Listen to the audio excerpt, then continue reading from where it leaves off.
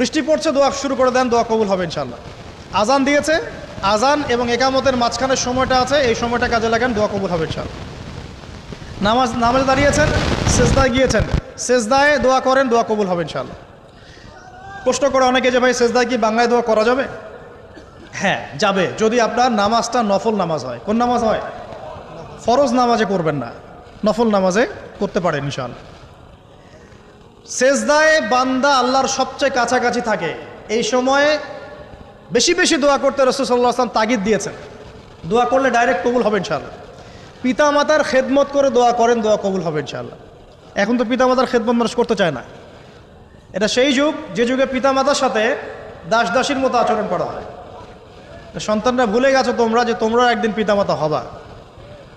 আমরাও কিন্তু একদিন পিতামাতা হব। যারা বিয়ে শাদী করেছে, সন্তান সন্ততি হয়েছে, তারা জানে